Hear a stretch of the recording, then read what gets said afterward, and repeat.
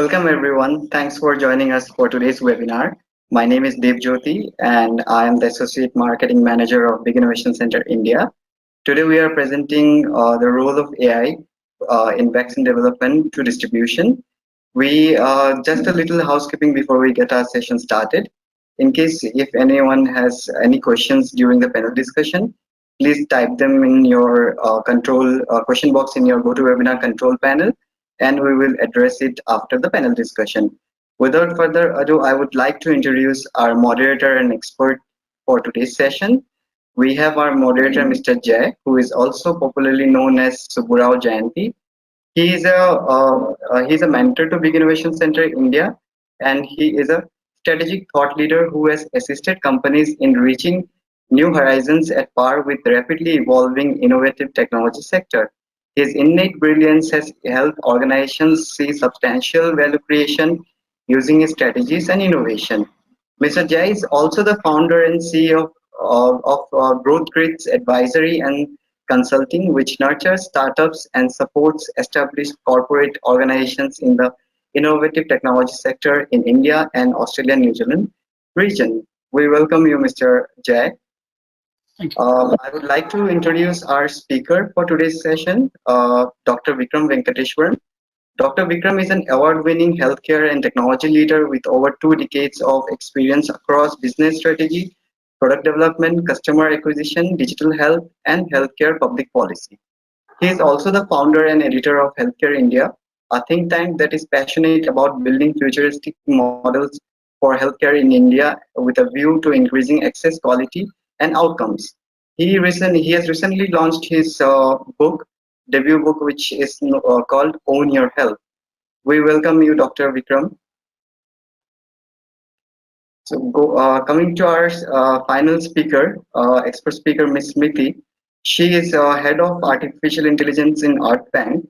Ms. Smriti is currently implementing AI to build a dynamic model for monitoring forest biometrics using satellite imagery. Also working on employing convolutional neural network to predict clinical outcomes after shoulder angioplasty. Previous experience includes working at KTH Royal Institute of Technology in the field of computational neuroscience to understand the signals and patterns inside the human brain and to study why people lose memory in disease like amnesia and dementia using deep learning algorithms. I'm thrilled about this webinar and I would like to welcome all the audience and our experts for today's session. Over to you, Mr. Jay. Oh, thank you, Dave. Uh, on in an achievement that would have startled biomedical researchers merely a year ago, vaccines against COVID-19 were already being tested in humans last March, less than 3 months of its initial outbreak. Many of those vaccines owed their speedy start to the power of artificial intelligence. And today, after 15 months into this pandemic, we have various successful vaccines which are made available to the humans, and many more candidates are in the pipeline. Now, to understand, the modern vaccine design and development has become a hugely information-intensive endeavor. It has been observed that significant role of technology is a pivotal role in its essence. The feat is a remarkable turn in the 200-year plus history of immunization to the humankind. But the experience may revolutionize the way vaccines are going to be created, and potentially saving countless lives in the future, where future endemics and pandemics may yet to really see. Now, in this context, we thought that it would be relevant and of interest to a larger audience to discuss in this webinar the role of artificial intelligence in developing the vaccine design to development and to its distribution. So I thought it'll be very exciting, not only for me, for all of us, to hear more from the experts. So, good afternoon, all of you, and welcome you all to Big Innovation India's endeavor to really bring in the emerging technologies, innovations in the industry. Thank you for honoring us and joining us in these webinars. So I thank you all the participants for taking the time out in joining us this afternoon in India, as well all the people who have joined from elsewhere also. Now, I would like to extend our warm greetings to both our experts, Dr. Vikram Venkateshwaran. Hello, Doctor. Thank you very much, and we welcome you to Big Innovation Center's endeavor in India. And also Ms. Smriti Mishra, Head AI at Bank Sweden, to share their experiences and thoughtful insights during this session. So now let's now begin the session without not taking much time by asking our experts few questions which are relevant to today's topic. So allow me to put across on behalf of all the participants, Dr. Vikram and Ms. Priti, so that we will address their questions at the end of the conversation. So this will form a cue in the conversation for us to take the tempo forward. So the first thought comes to us, has artificial intelligence has helped to the medical fraternity to overcome the various challenges that mankind has faced during this pandemic COVID-19. I will go to you as a technologist, Ms. Smriti, your point of view, then I hand over to Dr. Vikram. Yes, Ms. Smriti. So thank you for introducing us, Dave.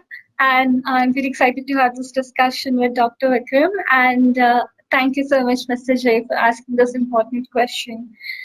And hi, everyone. So when it comes to the role of artificial intelligence in medical science, as probably most of us are aware that at this moment, artificially intelligent systems are used very extensively in medical sciences. There are a lot of applications like diagnosing patients, end-to-end drug discovery and development, improving communication between physician and patients, transcribing medical documents such as prescriptions, and remotely treating patients. While computer systems often execute tasks more efficiently than humans, like recently, we have state-of-the-art computer algorithms which have achieved accuracies which are at par with human experts in the field of medical science. Some people speculate that it's only a matter of time when humans are completely replaced in certain roles within the medical sciences with technology. So I will give you two examples, one related to the COVID vaccine or coronavirus, and one which is like general healthcare and has shown very good results for like AI in healthcare or AI in medical sciences. So I came across a research which was done in the field of visually oriented specialties such as dermatology. So using clinical imaging data, classification model was developed in order to aid physicians in the diagnosis of skin cancer. So a model trained on deep convolutional neural network. Also, I work on deep learning, so mostly CNNs, convolutional neural network. So this is like pretty similar to what I would do if I had to do like a case here. So the model used over 120,000 images to classify, like the model classify into two categories. So the two also known as a binary classification in machine learning terms. So the images were out of like two categories as either the cancerous or non-cancerous. So They further established that TCNN achieved performance at par of that with 21 board certified dermatologists, which was pretty cool. And their research demonstrated that AI systems were capable of classifying skin cancers to with a level of competence comparable to dermatologists and required only a fraction of time to train the model in comparison to physicians who spend years in medical schools and also relied on experience they developed through patient diagnosis over decades. So much of this work has been done in the realm of AI and patient diagnosis. For instance, researchers at Google developed and trained a DC, and then using again like around 128,000 retinal fundus images to classify images as diabetic retinotherapy and macular edema for adults with diabetes. So there are several advantages of existence of an artificial system, although it comes with its disadvantages, and it definitely at this moment cannot replace like a human diagnosis. But some of the advantages are automated grading of the Google case, like the diabetes case. Some advantages would be the automated grading of diabetic retina therapy, which led to increased efficiency in diagnosing many patients in short time. Also serving as a second opinion to of ophthalmologists. It's a difficult word to pronounce. Uh, Detection of diabetic retinotherapy in early stages due to the capability of the model to study images at the granular level, which was something that is pretty difficult for a human doctor to do.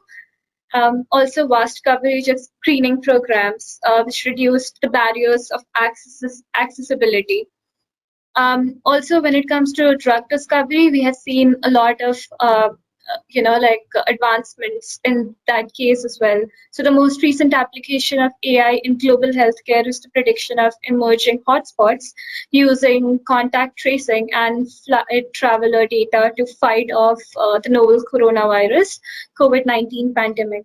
So contact tracing is a disease control measure used by government authorities to limit the spread of a disease.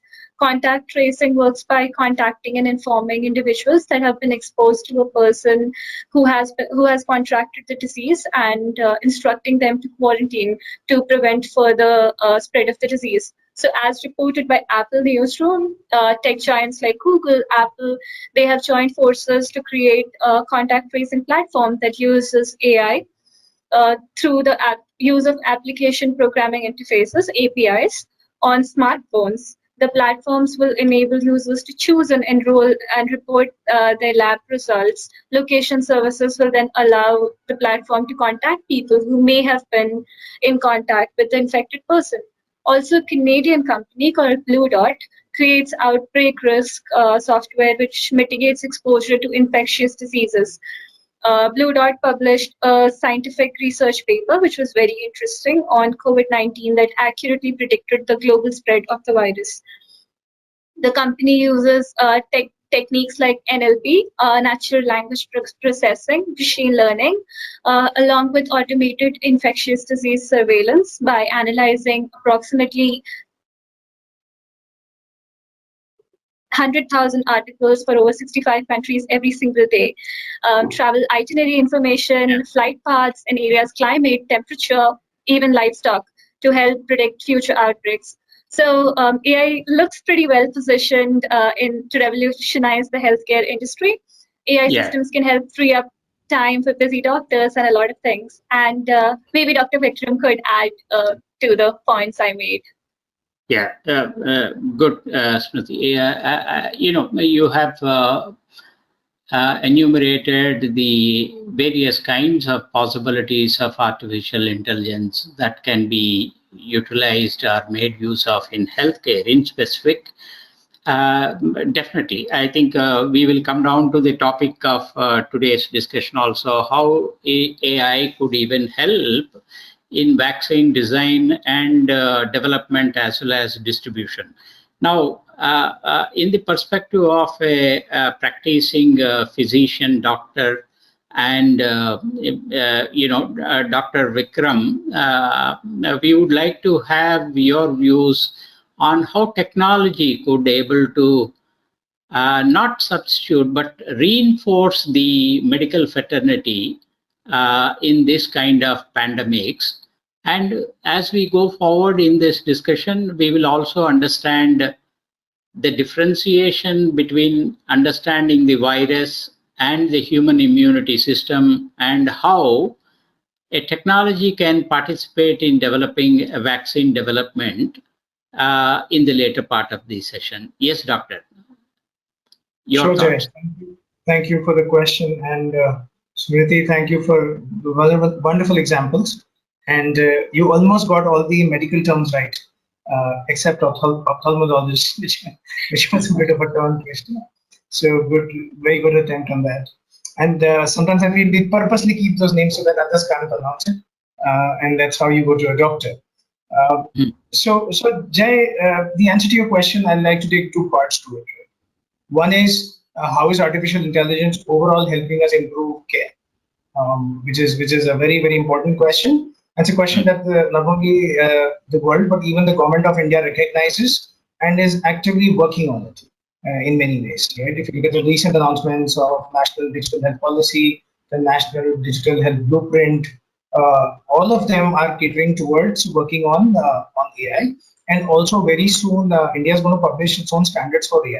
A committee is already put in place, and there's also a website where a lot of these case studies and user stories are being collected. Now, if I look at the AI usage, and right now we are only talking about narrow usage AI. We are only talking about AI that can be used narrowly. It's not wide usage. It's not like a human being I can switch from AI in vaccines and start playing football with my daughter, right? So that I can do that as a human being. But AI can't do that, right? So that's why we call it narrow. And I see it in two places. One is in definitely in diagnosis, right?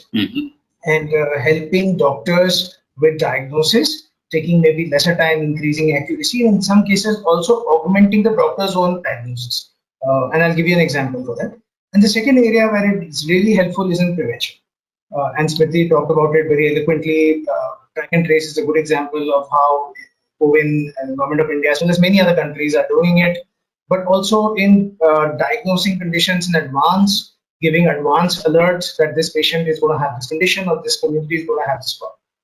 Now, if you look at the first example, using it for diagnosis, it's, I think, something that the use case has already been established. If you look at a good example is Manipal Hospital itself in India, and I think Apollo is doing something similar, where they already have enough intelligence in form of systems to help in the diagnosis of oncology, right? Oncology of cancer treatment, your first line of defense, first line of attack is your best line. And usually an oncologist has three choices.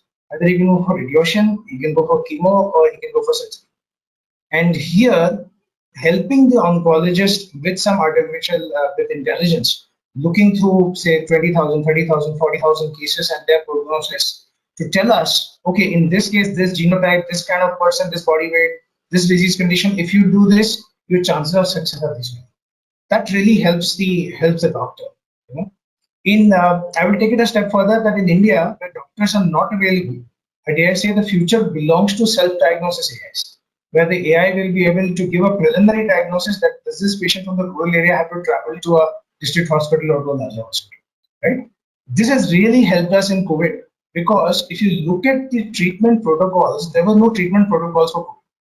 So we used artificial intelligence in a very smart way to look at how the other sisters of COVID, that is novel coronavirus has other sisters, SARS, MERS, they're all from the same family. And we analyzed what was a treatment for them and can we tweak the treatment to create a treatment protocol here. I think the treatment protocol which ICMR has put up, if you are mild to moderate or asymptomatic, do this. If you are moderate infection, do this. If you are severely infected, you need hospitalization. Both in moderate and severe cases, do this. A lot of it came out of research that was used some kind of intelligence to figure out what has happened in the past.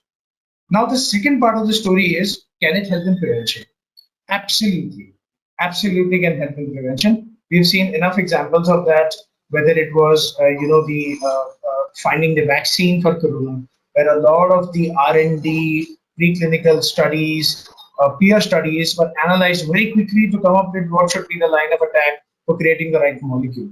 To looking at case conditions, all the advisories we put out, hey, don't go to crowded places, wear masks. A lot of it was based on intelligent studies that was done on the cases that we accumulated identity, right? So I think AI, and I'm still saying it's narrow use AI.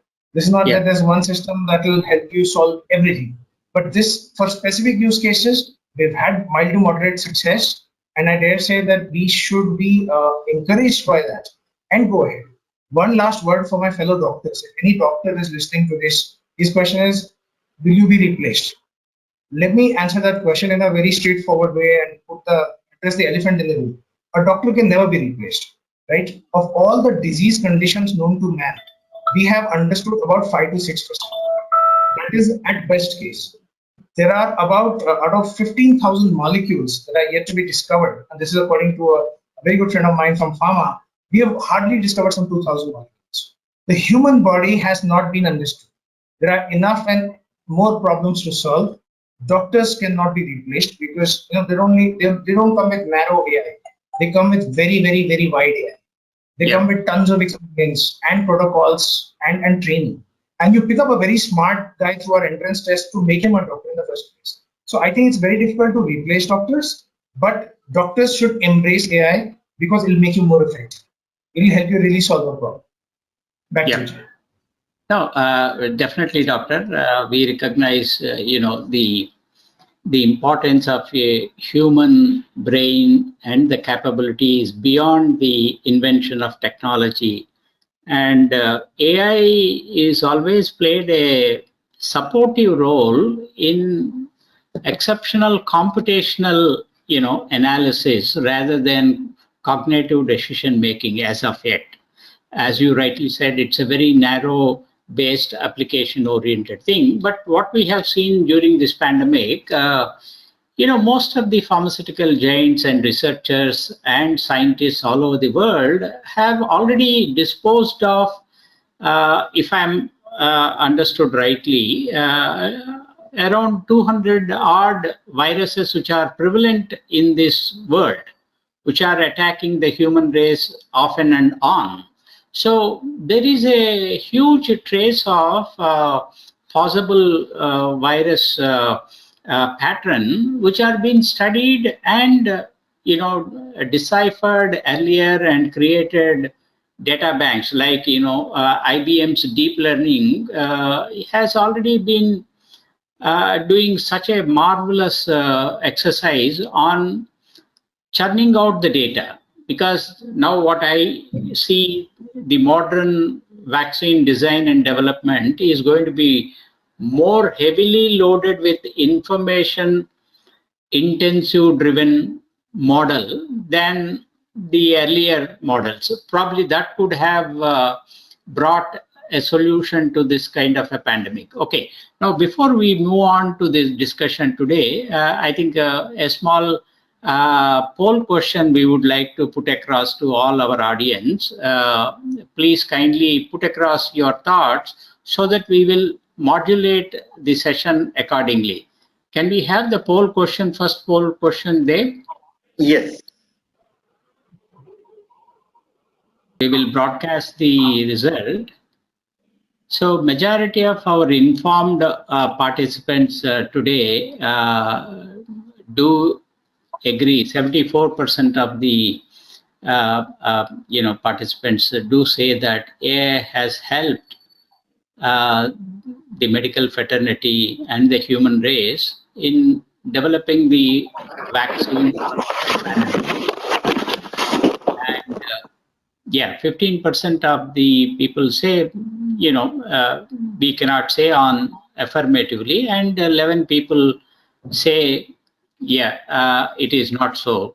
So good. I think there's a pulse to understand the current level of participants. We do really respect each of your opinions. As we go further, in modulating our questions to our experts, I think we'll be more informative. Okay. Now, moving on, understanding the role of AI in medical and healthcare fraternity, in specific, coming down to the vaccine design and development. Uh, I would like to understand the doctor's perspective.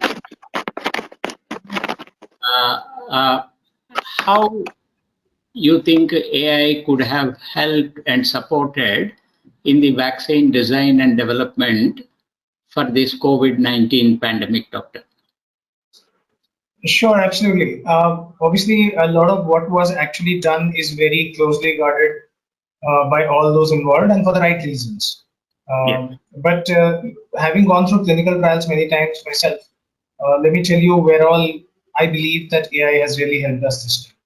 First and foremost, for those who are not aware, a vaccine is a very complicated production. It's not like producing a tablet. Tablets are relatively easier to produce. Vaccine is slightly more complicated purely because it has to be treated differently. In most cases, it's either a live or a dead virus or a antibiotic or a bacteria. That means it has to be maintained at a certain temperature. There's a certain treatment to be done. The temperature maintenance is called cold chain. And overall, vaccine is considered very risky business in pharma. Anybody who's in the pharmaceutical business, creating a vaccine is considered a very risky proposition. It takes about 12 years for us to produce a vaccine normally under normal circumstances, and that's partly because of the complex nature of how it is produced and partly because of regulatory reasons. And last and not the least, it takes about $1 billion to produce. Right? So that is the average cost. If you go to the industry, that is the average numbers we take: 12 years, $1 billion, and a huge risk. Right? Now, the vaccine development itself goes through many phases. The first phase itself is I have to do studies, I have to understand research that is already available in the various literature that's available to understand what could be a right candidate, right? And I think artificial intelligence, no-brainers here, has helped tremendously, sorting through tons and tons of literature, published research paper. If you have to read one research paper and understand what was written in it, it is very complicated, because there are references, the language itself is complicated. But AI, for a long time, people have been training AI to read those. So no points there. AI has definitely helped us and all those pharmaceutical companies that were producing the vaccine to go through tons of research to find out that which was the right candidate, what should be the molecules they should be targeting. Second area that it's really helped is in the research R&D space itself. What happens in R&D is most of R&D is done in a lab, where we look at various molecules and test them for efficacy and toxicity. Efficacy is that it is effective against this virus. Toxicity is, does it produce any other effect that kills us? Those are the two primary conditions that we test for.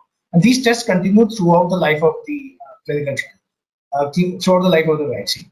But in the R&D phase itself, when the molecules are being treated, a lot of that was done through simulation in this case, because there was no time to actually make the molecules react with each other in a lab. Already, a lot of simulation is done. It's partially done in the lab, partially simulated, and FDA accepts those results. But I think in this case, a lot more simulation was done, which is again no prizes there. AI really helped. Even 10 years ago, we had organizations like SAS working with their tools. SAS, SP, I remember, was a very popular tool in the R&D space. So it has just taken us a step forward, in which the R&D portion of it has been crunched significantly. Then come the trials itself. Trials has three complicated areas. One is selection of trial subjects, especially for phase 1, phase 2. Selection of the trial location, and selection of the protocols. I think AI has helped in all three, right? Right from the kind of subjects we selected, the kind of location we selected, and the kind of protocols we selected. But remarkably, I could never imagine that 12 years could be shrunk in a year, right? So it is, this is record time. We obviously had emergency use. First, you say the government of India itself pumped in a huge investment into both the organizations, both Serum Institute as well as Bharat Biotech, for producing this vaccine, and give full support, not only from the government side, but Ministry of Health, from the Health, DISCO, and all those government bodies that were involved in regulatory efforts, right? But before this, interestingly, the closest we've come to producing a vaccine in short time is mumps. But I think we started in 1963, and by 67 we had a mumps vaccine. After that, Ebola took us 5 years, right? So it also shows with AI and the right protocols being followed by various government agencies and regulators, we can shrink it down to a year, which is a significant victory for artificial intelligence. Last but not the least, all the side effects that are being reported for our vaccination drive right now, which is essentially your phase 3. I mean, the vaccine would have really been released after this phase. So it's almost like a phase 3 trial going on right now, but except that subjects are too many. And that is being reported too. And it's being analyzed. And the vaccine is being improved continuously. So I think we have been very, very lucky in a way for having invested in these technologies for some time so that we could come out here today and produce a vaccine in about a year and a half. By I think by the next 3 months, most of India would have been vaccinated, and most of the credit goes to not only to Bharat Biotech and Serum Institute in India, but also to the technologists like Smriti who work tirelessly and sometimes thanklessly, working with the healthcare leaders to produce a vaccine and help us go in this direction. So those are my thoughts, Jay. Yeah. Oh, thank you, Doctor. Yeah, we definitely really, understand, what you said. The longer life cycle of vaccine development has given no time to the humankind. Whatever might be the time, it has to be really produced.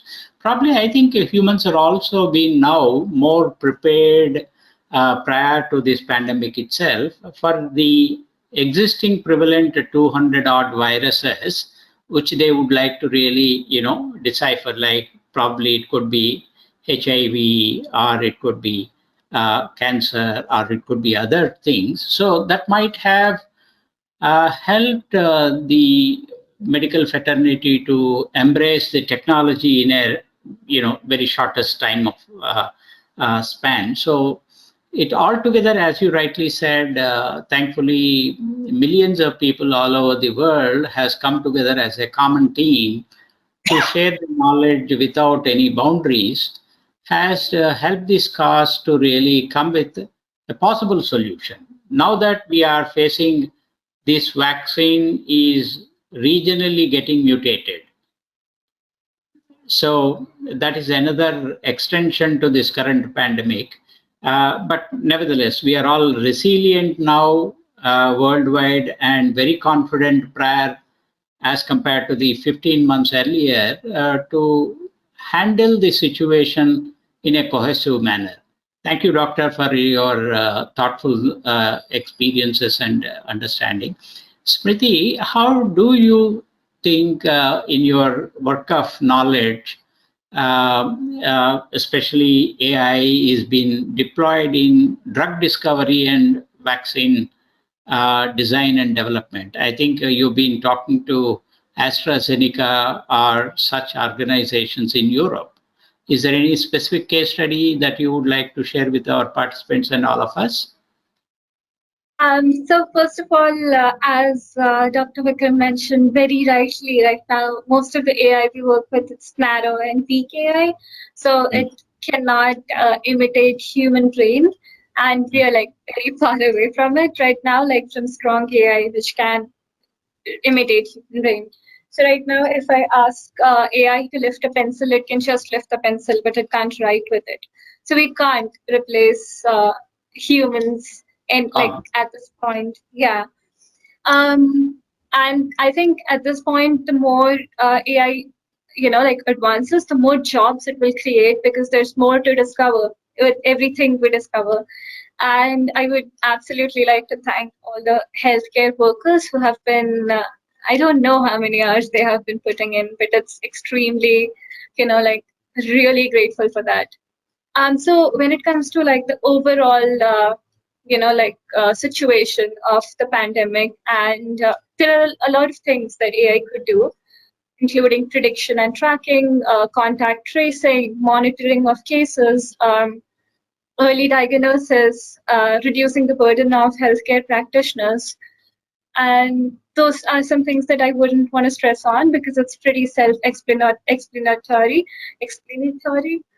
So another thing is that AI is extremely helpful in protein structure prediction. So AI can help in predicting the structure of important proteins that's crucial for virus entry and replication and provide useful insights, which can, help in drug development in a very short time.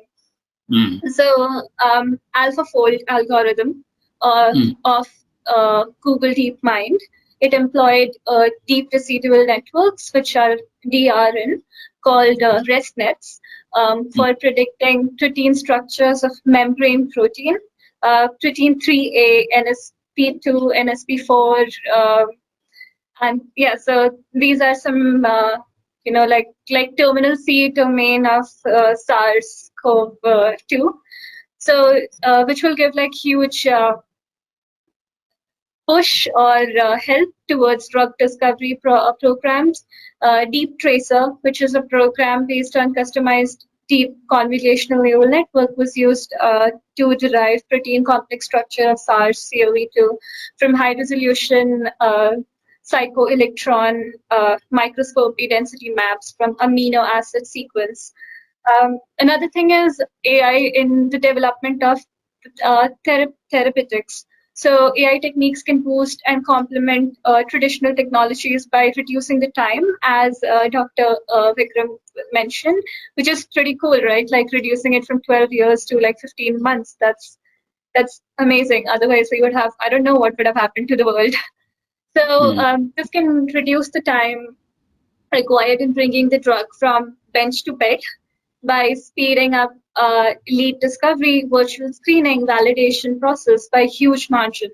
AI can also accelerate the pace by deriving useful data, as again Dr. mentioned, like from several research papers or publications that's already been done, for drug repurposing or repositioning by screening properties of already approved and validated drugs based on molecular descriptors and properties, which may not be possible by a human expert. So benevolent AI used machine learning methods to accelerate this drug discovery program and identified baricitinib as a potential drug against COVID-19. And there are like several examples like that. Also, AI in development of vaccines itself. So never before has mankind witnessed such a race for development of a vaccine against a pathogen. The pace of discovery can be accelerated manyfold by harnessing the power of AI. And like predicted possible vaccine candidates for COVID-19 using Vaxogen for reversing the vaccinology machine learning platform, which relied on supervised classification models. So there's like a lot of examples like that. Also, due to avalanche of information, this pandemic has turned into an infodemic, right? Understanding knowledge, awareness, and practices towards COVID-19 by taping information from social media platforms like Twitter, Facebook, etc., can help in devising the strategy to assemble and disseminate timely and correct information by mitigating the impact of COVID-19. So machine learning could be used to curb the spread of misinformation as well, which I think is very important in the pandemic. Yeah. So yeah. We definitely understand, I think, the maturity of the, artificial intelligence as such as a technology. Being a technologist myself, we all used to use the AI algorithms from early 90s, but they were not really being put to use because we have never gathered a mass of data sets then. It used to be in a linear form, but now the sources of the data sources and the compilation of the data that we have, there's a lot of data that we can able to really churn. Now, the artificial intelligence need to really work on the deep learning and machine learning algorithms. So once you have the possibility of data, then it can definitely disseminate. So to sum up both of your conversation, I think one thing which comes to my mind, one role of AI in vaccine design is to study the proteins that make up the virus, which includes the spike protein in this case. Yes, doctor? And by examining its complex structure, the AI system can sort through thousands of components to identify those that are most likely to trigger a robust immune response, because immunity is being deprived, immunity is being compromised by this attack of this virus. So I think that complex structure of understanding the virus, which is one pivotal part where AI has contributed to the researchers to understand. Yeah, and what's more, the viruses are mutating as the day progresses.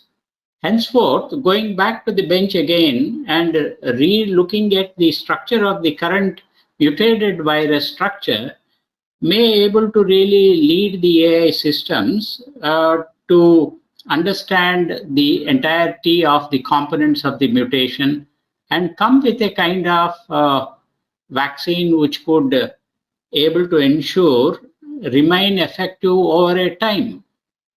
Now that most of us has got vaccinated, but still I think in very sooner time probably we all need to really have one more booster dose or something. So one of the key roles what I could really understand from your both of your conversation and my understanding of the entire technology intervention during this pandemic is understanding the complex structure of the virus protein itself. So, okay, let's now, I think, just give a 30-second poll time for our participants for now to put across their thoughts. Can we have the second poll question there?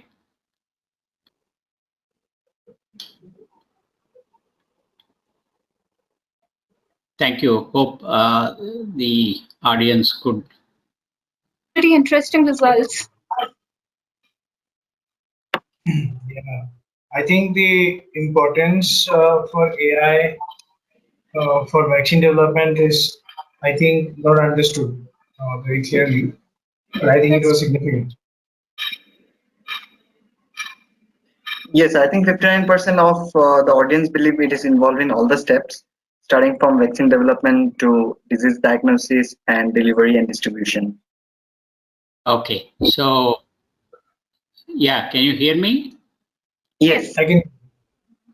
Yeah, there was a blip in between. I don't know what happened. So yeah, most of the learned participants say that AI has played a significant role during this pandemic, and it has really helped not only in one dimension of vaccine design development, but also it has extended its role to play in distribution and monitoring, as you both have expressed. I think, to really take it forward further on to this today's session. So in specific, we have discussed about the role of AI in totality of medical fraternity in this pandemic. And we have also seen how AI could participate in vaccine design and development. Now, I would like to really put across a question to you.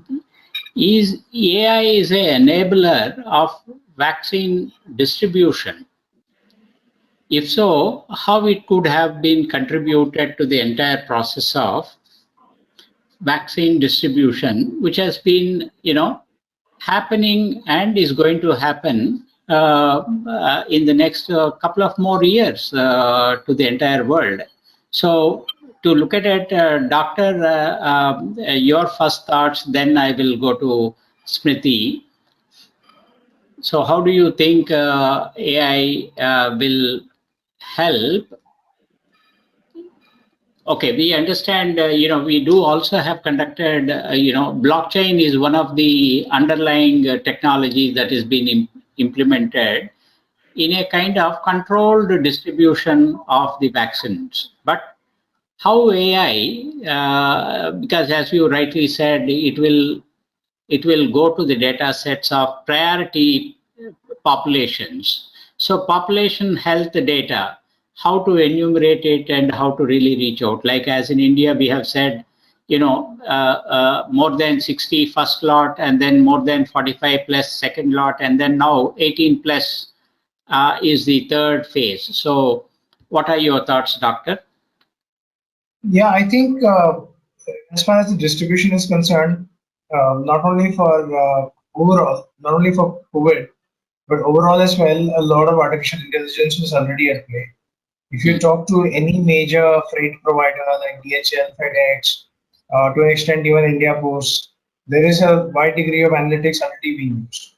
You have Google algorithms that help you with Google Maps, how you calculate the quickest way to get to some place, or you have techniques like load balancing, how much load can a particular freight truck take, what is the critical path, what is the shortest way to get through, how many traffic signals, how many toll roads, untolled roads. So a lot of that work was already done. So what was critical in this case was to figure out where is my target audience sitting, where are these people sitting, and what should be the closest distribution centers to them. And I think a lot of that was done through the CoWIN app as well as the Arogya Setu app. I think these were the two critical parts that the government of India used for track and trace, and continued to use them to build this COVID vaccine distribution network, right? So I think the first idea was to figure out how many people were there. I mean, if you look at all the steps we've taken from a technology point of view for the last 10 years, everything came into place now. Your Aadhaar number became important, became the single source of truth. Your registration in Arogya Setu and CoWIN was mandatory for you to receive a vaccine. That helped government understand which dose of, if you look at if you're doing the vaccine, I think all of us have taken at least one dose. You can see when they open the batch box, they have to label the box against the set of people. They have to wait for 12 people to accumulate in the area, because it has to be used within 15-20 minutes. It has to be discarded after. So the batch box was labeled against a set of people who were registered, right? This really helped the government and the intelligence to understand how many people have got vaccinated, how many people have not got vaccinated, which are the areas that have got vaccinated, which are the areas that have not got vaccinated. Interestingly, Bangalore and Hyderabad turned out to be the most vaccinated cities in India, along with Mumbai. Because they were affected, and Bangalore and Hyderabad ran successive campaigns. And all of that number, I'm able to say, not because of people sitting and counting there. It is because of the artificial intelligence that's working in the background. As each and every COVID vaccine box is opened, batch number tallied against what was allocated, and it is traced back to the CoWIN app to know that you had a CoWIN registration number. Against this registration number, you got it. This is the concept of the primary key and the foreign key, which I think Smriti can explain more in detail. But that is how the tracking and tracing was done, right? So not only do you have a system in which the delivery mechanism to the various centers was done using all the algorithms that we really have, but also to understand who was the end recipient, which is very rare in a country like India. Figure out who was the last recipient, was tied up to the last level, right? So this is, I think, a good step for the government. Government has been trying to do this for a while. They did this with financial inclusion. They did this with UPI. They did it with all the Jan Dhan accounts. And finally, even to something like a vaccine, if it can be tracked to the last recipient, which was not even done in our pulse polio program. I think that was not how pulse polio ran, though we had 100% success. But this is an extreme step, and it is also facilitated by AI. Now, only one word of caution I have. Number one, I think while we celebrate AI to do vaccine distribution and last mile connectivity, I still feel from a cybersecurity perspective, we are viable. And this is a problem that India has. So this is a word of caution I want to leave everybody with. I work with enough healthcare organizations to know how many breaches are happening right now. And it is an alarming concern for us. While we celebrate AI, we need to celebrate cybersecurity as well. We need to secure those data nodes. Number two, AI is very data driven. So garbage in, garbage out. If your training and test data is not treated scientifically and ethically, right? And because a lot of this data will be available to the government, it's personal sensitive information right now. This has to be treated ethically to create our disease models of the future, our data sets of the future. Right now, I don't see an ethical program in place, though obviously Europe has started the ethical use of AI, and Government of India has also started a similar program in India. But we need to start looking at cybersecurity and ethical AI in order to make sure these programs really scale. Otherwise, they won't scale. They will remain where they are. COVID will be over, and we'll forget about all these wonderful victories, and we'll go back to ground zero. Last but not the least, Jay, you brought up something very interesting. The COVID vaccine, actually, the virus itself is called a virus. A computer virus is called a virus because it uses your own computer against you. The COVID virus is no different. It has those receptor cells which log in against your own upper respiratory tract system and invoke your immune system against you. And that's why steroids are used extensively in COVID-19, right? So the idea is, while we secure ourselves against COVID, let's also secure our data against attacks because they are coming, whether you like it or not. We were lucky we had paper records, difficult to steal. Minute you digitize, it's a two-edged sword. One edge is always a union. So that's my advice to most technologists here and healthcare leaders. If you're listening to me, please start paying attention to cybersecurity. It is not going to be easy later. And once you are in trouble, it's a long way for recovery. Less on the data side, less on the physical side, but mentally, the organization would have lost the will to fight and to build anything in the future.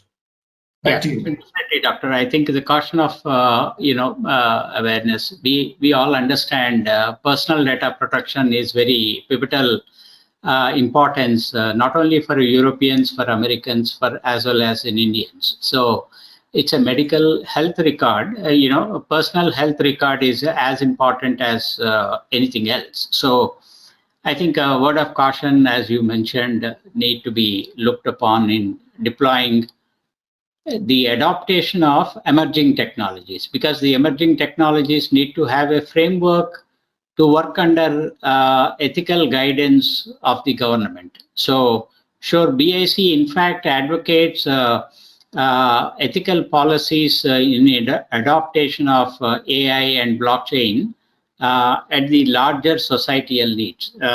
Thank you very much for bringing up that point.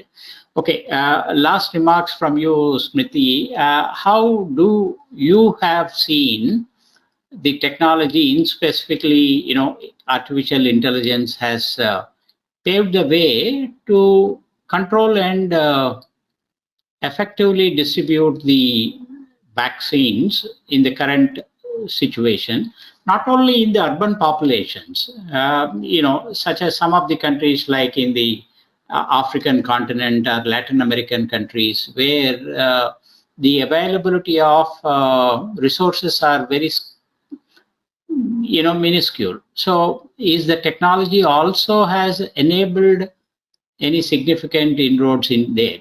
Your thoughts?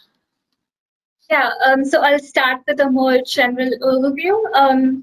So AI can be useful with vaccine reporting system, which Dr. Vikram mentioned. So this process requires multiple steps and hinges on accurate reporting of data. So AI allows for less human inspection and condenses the data onto one plane.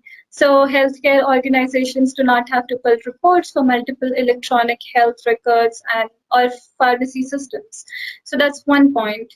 The other is, like AI can be used to target messages and communications to those eligible to receive a vaccine, which is very important, I think, everywhere. Like when you talk about a country like India or somewhere where it's like more scarce or difficult to get a vaccine in like probably like more developing economies or something. Also, vaccine distribution is often discussed at a macro level, such as nation or state, but practically it also requires to be discussed at a much smaller scale. So within a state, what locations and sub-locations should be allocated vaccines in what order? So AI augmented simulations can, at a more granular level, factor in hundreds of inputs like mobility data, hospital utilization, current infection rates, to forecast thousands of possible, future for dozens of locations within a state. So at a more like lower or granular level. This enables decision makers to send vaccines to those communities and people with the greatest need right now or right at the moment. However, with AI patterns in the data, it needs to be understood well to avoid bias, which like because bias is like a very like often overlooked. But if the data itself is biased, you can't expect anything good out of it. Also, Dr. Vikram mentioned like the importance of ethics. So an AI-enabled vaccine rollout could reinforce social inequalities if it fails to account for racial, age, economic risks as a burden of sickness that has been evenly distributed. Also, chatbots could be a great example of AI-infused technology that can address COVID-19 questions via customers' existing voice, chat, or social media channel. Um, and also many a times when you see AI bias, it's because you're not incorporating all of the appropriate inputs or outputs to a data model. So simply put, bias happens when you don't see something in your data set. For example, public health experts may be biasing, maybe basing priority vaccine decisions on country hospital paid data claims, but they may not realize that all of the data is based on people who have health insurance and access to hospital care. So it largely ignores the vulnerable populations without health insurance or medical history in a given location, which would be a very big problem when you go to countries like, like with not well documented places, or when you talk about some rural areas in like Africa. So we have actually at Earth Bank, we were working with Burkina Faso, some people in Burkina Faso who, and we were trying to help them build a dam through some remote sensing applications by trying to find what's the best position for building the dam. So there they just had like one seasonal river and they had forests, but there was no water to irrigate those forests. So we had some discussions with them, and they said like there are such problems. So it comes to my mind that like this could lead to a huge bias in AI, and it could, when you talk about the country, it could probably kick those people out. So your entire model is biased. So ethics, consistency, and explainability are like very important, especially when it comes to healthcare. Another point I would like to highlight is that lack of ethics, explainability, or consistency is what leads to a lot of medical data having very many holes in AI. So, like people are reluctant to provide their data for medical causes because they don't trust what's going to happen with the data.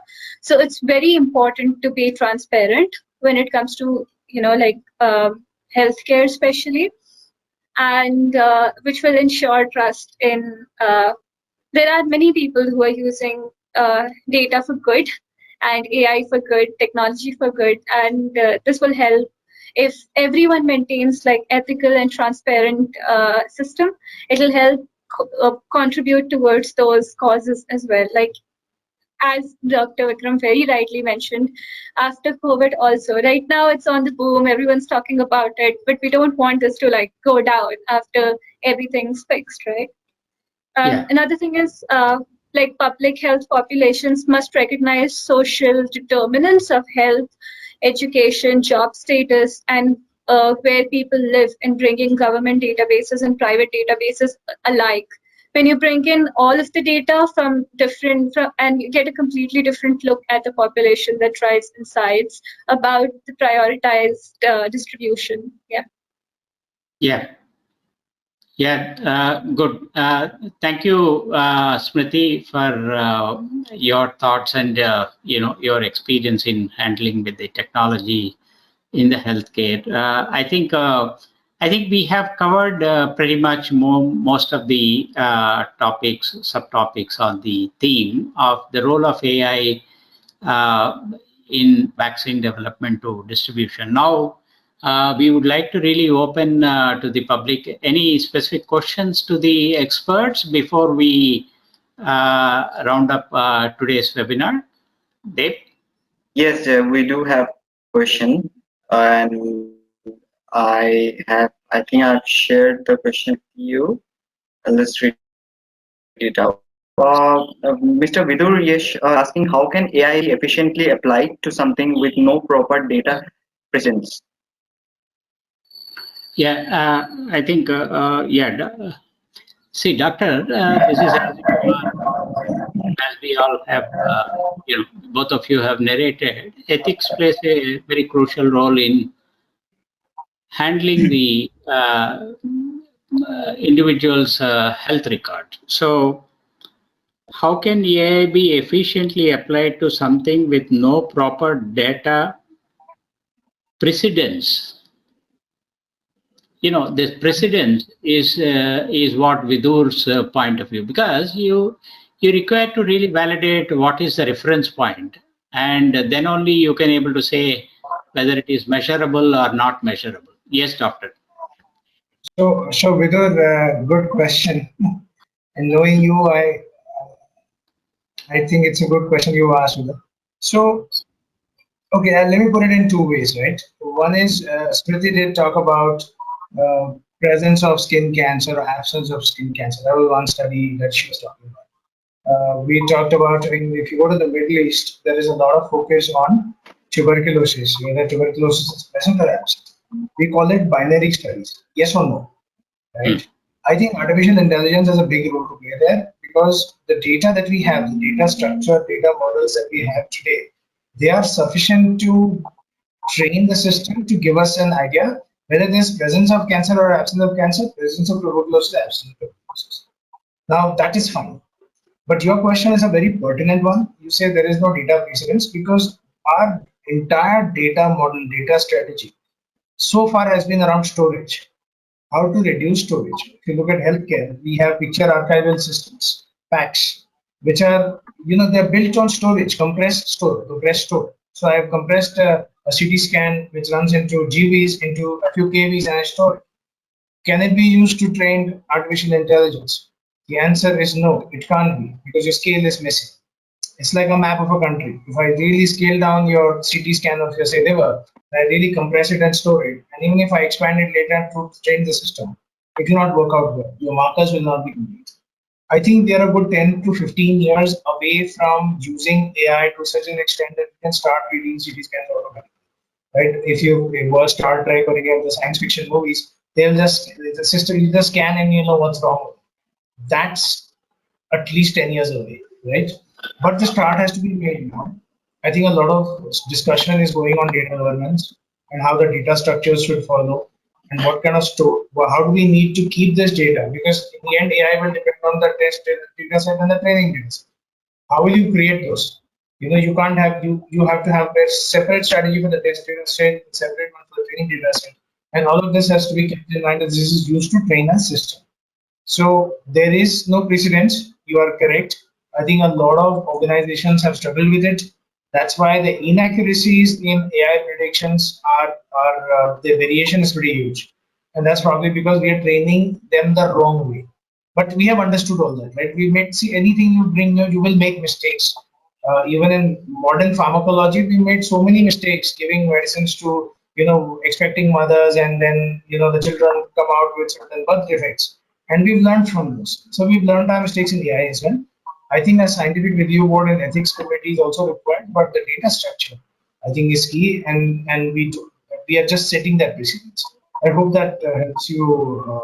Yeah, definitely. I think, more or less, this is a good beginning. In fact, this particular situation and the times which are now given have been going to set a kind of benchmark in which we can improve upon, qualify upon, and improve the system's efficiencies. And one last question before we end up the today's session for both you, Smriti, as well as Doctor. How can we use AI to assist the protein structure in nanotechnology? How can we use AI to assist the protein structures in nanotechnology? Is it a possibility? Ideally, it should be. But then, yeah, it should be possible. Again, it would require a lot of research, a lot of, scanning papers and understanding the structure in the first place, and then it would be similar to what happened with the like a lot of applications actually, like DeepMind. Google's DeepMind has been doing DeepChem and DeepMind. They have been doing a lot of research with understanding genes and understanding protein structures and everything. So I'm not very sure about what specific application in nanotechnology, but when it comes to an analysis of protein structures, that's definitely possible by a lot of study, and like it would require natural language processing and machine learning and even deep learning, like probably convolutional neural networks and recurrent neural networks. I worked on recurrent neural networks to understand human, like the what happens inside human brain, and we realized that it's possible to feed the temporal sequences and study them and recall them later. So when we could do that, logically speaking, we are able to memorize the sequences, the structures, and reproduce them later. So definitely, it would Yeah. involve a lot of So, things. But So interestingly, I was reading a few reports that actually says, and this is slightly controversial, and I don't want to get into trouble, but I'll give you the gist of it. The gist of it is that technology already exists. If I look at the history of technology, the organizations that adopted first are the military. Your Gantt charts that you use in IT project management came out of World War One. They were invented in 1911. Mobile technology was used by Douglas MacArthur in the Pacific waterfront, and it came into commercial use in around the 1984, 83, 84, when Martin Cooper got the first commercial use of a cell phone. Nanotechnology, understanding protein structures and embedded chips inside the human body to release and counteract any disease condition is already being used in certain militaries around the world. That is what is understood, and they will become a very, very important part of our healthcare development of the future, even for commercial use. If you look at some areas like insulin pumps, who would have thought that you could have an insulin pump inside your body embedded, not only to measure your diabetes, but to release insulin at the right time? Those already exist. A lot of sportsmen use it. They're slightly expensive to use today, and that's why you don't see it commonly. We still see people inserting insulin with a pen or measuring it through a glucometer. But insulin pumps are already here, and that's a very good example of how protein structure estimation and using nanotechnology is already at play. But it's not at nanotechnology, it's still at a macro technology. But what I'm trying to tell you is those devices are already there and they are being used. And soon we will, in the next 20, 30 years, maybe they'll become commonplace. You won't even have a hospital. You will have this chip that will understand your protein structure, understand what is attacking you on these antibiotics as an antibiotic. And that future is not very far away. Yeah, that future is not very far away. yeah. Okay. also, sorry, Yeah. also what maybe Neuralink is doing, right? Like that also could be pretty close. And if they can cure mental health diseases with a chip, that would be awesome. In Sweden, we have these chips. I mean, it's like still in sort of like a human trial phase, but there are these chips using which you just insert like a very tiny chip inside your body, and it works in your bank, it opens your gate, it works like as a scanner in public transport everywhere. So those applications are pretty cool, but not at nano level yet, I think. Yeah, but yeah, technology endeavor, technology advancements are going to be inevitable. But nevertheless, how far human race can ethically use it to the betterment of the human population is most priority.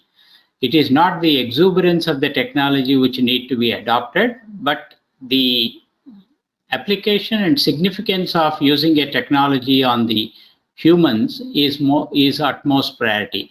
I think today's audience are also very informed audience. We are thankful for your patience in listening to our experts.